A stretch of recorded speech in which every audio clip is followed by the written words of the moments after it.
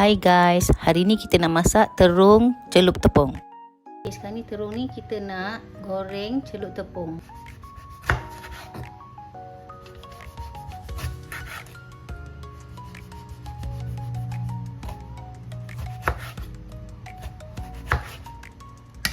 Okay, kita potong nipis-nipis, jangan tebal sangat. Okay. Okey, kita sikat tepung. Kita bantuh.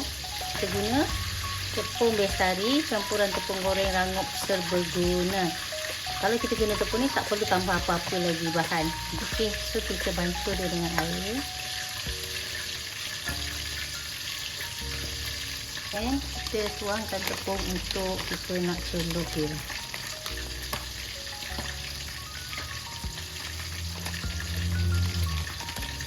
Celup terung dengan tepung. Okey, kita masuk. Okey, macam ni.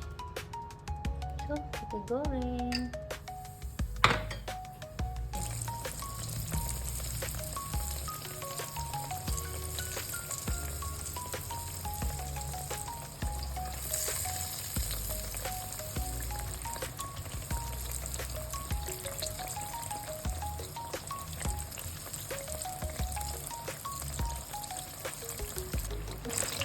Okey, kita dah boleh angkat ya.